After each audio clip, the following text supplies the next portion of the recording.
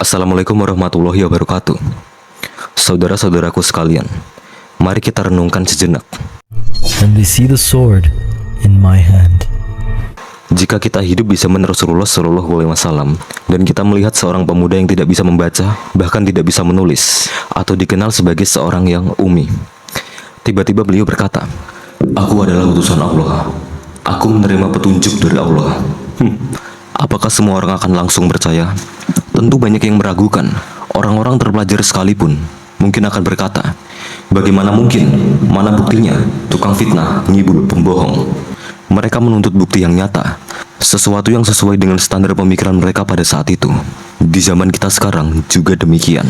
Kita hidup di era teknologi, di mana segala sesuatu harus dibuktikan secara ilmiah. Lalu muncul seseorang bernama Muhammad Qasim bin Abdul Karim.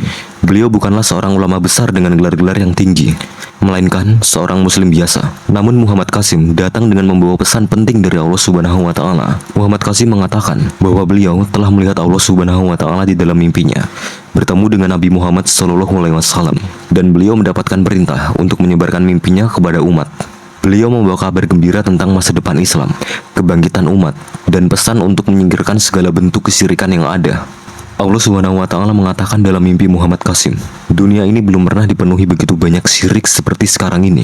Di mimpi lain Allah Subhanahu wa taala juga mengatakan, selama umat Islam tidak percaya pada mimpimu, aku tidak akan mengubah kondisi mereka. Mereka akan tetap seperti itu, dan aku akan terus menekan mereka dari segala sisi sampai mereka mempercayai mimpimu sebagai kebenaran. Dan semuanya akan terjadi persis seperti yang telah aku tunjukkan dalam mimpimu. Sama seperti di zaman Rasulullah Shallallahu Alaihi Wasallam. Banyak orang yang menuntut bukti. Mereka berkata, "Jika kau bisa membelah bulan, maka kami akan percaya bahwa kau adalah utusan Allah." Dan ketika Rasulullah Shallallahu Alaihi Wasallam berhasil membelah bulan atas izin Allah, mereka malah berkata, "Kau penyihir, penipu, dan lain sebagainya." Banyak yang mencela Muhammad Qasim dan mengatakan bahwa Muhammad Qasim botak karena jidatnya lebar. Dan sekarang atas izin Allah Subhanahu wa taala, folikel-folikel rambutnya mulai menumbuhkan rambut-rambut baru yang sangat banyak.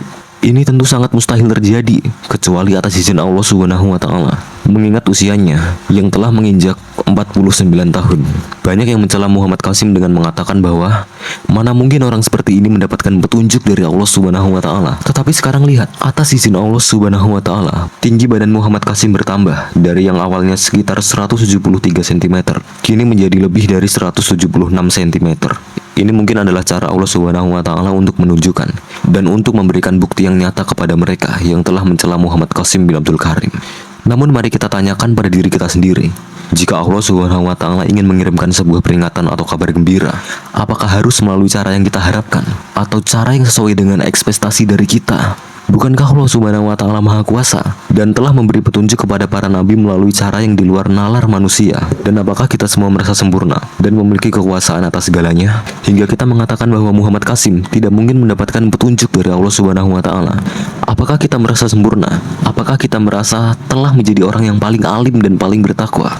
Jika kita merasa lebih baik dari seseorang, lalu apa bedanya kita dengan iblis?